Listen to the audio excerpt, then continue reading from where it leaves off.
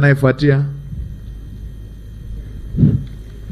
Kwa jina naitwa Baba Waziri Mkuu wetu, nashukuru kwa sababu nilikuwa na shida ufike baba. Mimi kwa jina naitwa Abiudi Samueli Mvango. Mwaka 2098 baba yetu alifariki. Tukamaliza msiba 2020, tukafanya mirathi kifamilia, nikawa mimi ndio mwenyekiti. Nikachukua maeneo yote. 2005 ndugu anaitwa mkuu wa ardhi Kiswaga akaja akasema eneo letu limegusa kwenye ujenzi wa ofisi, akachukua eneo kama kawaida, likabaki eneo letu. Baada ya kubaki eneo letu 2021 kulikuwa na urasimishaji wa mama rais, alisema turasimishe viwanja, tukarasimisha wote. Tulivyorasimisha tumelipa 600,000, 1,500,000 kipindi kile ilikuwa viwanja 4 600,000.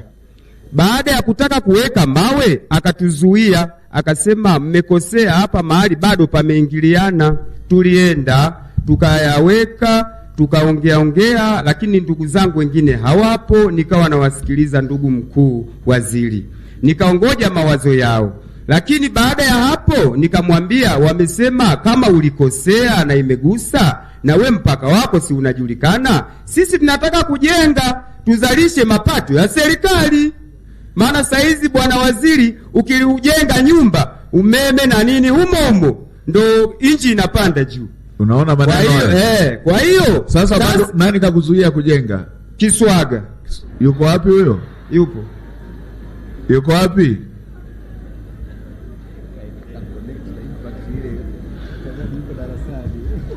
Bwana Kiswaga, unasikia? Mwananchi anasema sasa hivi ukijenga na umeme papo hapo umeshafika pale pale alipo. Mbona unamchelewesha kuona mambo mema ya nchi huyo? Kwa nini bwana mmemzuia? Na yeye mpaka wake anajua. Mheshimiwa Waziri Mkuu, na Mama Samia akashampelekea umeme mpaka alipo.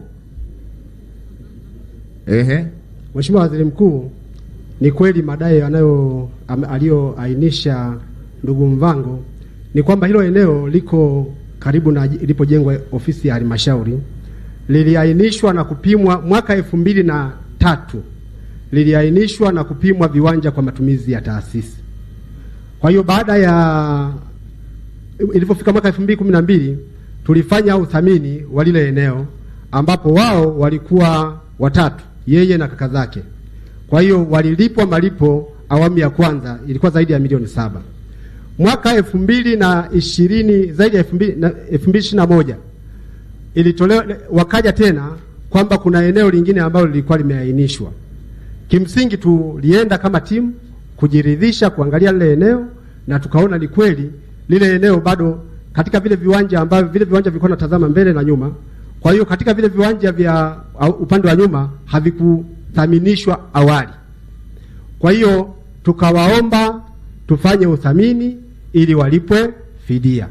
Kwa hiyo tukashirikiana na uongozi wa serikali ya kijiji, yeye akaja na timu yake kwa maana ya ndugu zake wote, ambapo uthamini ulionyesha walikuwa wanalipwa zaidi ya milioni 6. Yeye alilipwa zaidi ya milioni 2 na mdogo wake mwingine zaidi ya milioni 2, lakini kuna wengine ndugu zake wengine, kwa sababu mthamini aliainisha uthamini na fidia inalipwa kulingana na, yani gharama ya eneo au thamani ya eneo inatofautiana kulingana na ukubwa na maendelezo. Kwa hiyo wale wengine ikaonekana tu maeneo yao yalikuwa madogo madogo, kwa hiyo wale wakawa hawajachukua zile fidia zao. Sasa vile ambavyo hawakuchukua fidia, tukawa na zoezi la kufanya urasimishaji kwenye eneo linalopakana na halmashauri. Kwa hiyo zile kamati za urasimishaji walipokuwa wanapita mle, wale ndugu ambao hawakuchukua fidia wakaainisha maeneo ambayo tulishafanya uthamini kwa ajili ya kuwalipa fidia, kwamba wao wanataka vipimwe viwanja. Kwa hiyo tukawazuia kwamba hatuwezi kupima viwanja viwili ndani ya eneo moja, tayari ni viwanja vya serikali. Kwa hiyo kikubwa tuzungumze habari ya fidia ambayo mmeshindwa kuridhia kuichukua. Lakini wawili walichukua, watatu walichukua, wengine walikataa wakasema fidia ndogo. Mdau, kwanza wewe ni kamishna wa ardhi? Mimi ni afisa ardhi wa wilaya ya Kilolo. Wa wilaya. Ndio. Nikupongeze kwa kuwa unayafuatilia haya mambo.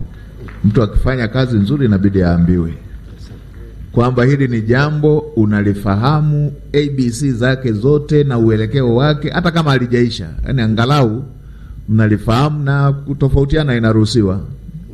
Kwa hiyo angalau ni watu tunaona kwamba mmeshughulika na jambo hilo. Sasa ndugu yangu, inasemekana hamjakubaliana na fidia. Hebu tuambie wewe upande wako unasemaje? Asante mheshimiwa, si kweli. Alikuwa anasema hao wote wawili waliochukua, alisema tuwashawishi wachukue hizo milioni 3. Lakini hawa baada ya kutaka wachukue 900 na kiwanja kina nguzo na maji, bomba la maji limepita, tukashindwa kubaliana. Kwa hiyo kinachotakiwa, akaniambia nitafute mtu mbadala. Wao hawana mbadala wa kiwanja cha kumlipa mtu kama hawana hizo 900. Ndio tukampata mtendaji wa kijiji cha Ruganga, nikamwambia kipima nitakwambia. Nimemwambia ameshapima kiwanja chenye 25 kwa 20 anauza milioni 1,800,000 kijiji cha Ruganga. Akijumulisha na hiyo eka kuna kama milioni 5. Sasa tunashindana hapo. Labda niridhie sasa.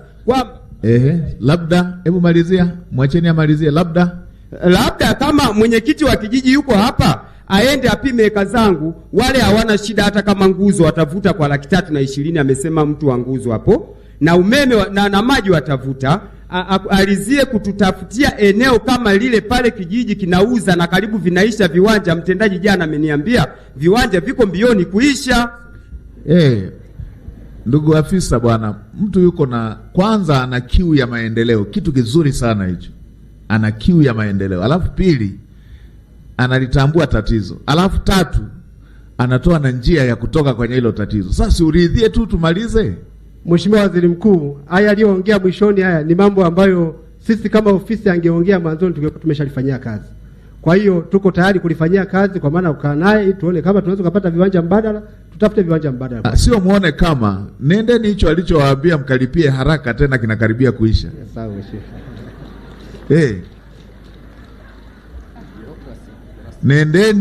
Nendeni hicho ambacho amesema, nendeni mkalipie haraka kabla hakijaisha. Na mheshimiwa mkuu wa mkoa au hata kwenye Mwenge wa excuse wamalize kwanza hili jambo. Waende wamalize hili. Wasiseme tulikuwa kwenye Mwenge. Nendeni mmalize kabisa hilo jambo, hiyo kesi iwe imeisha hiyo. Haya, anayefuatia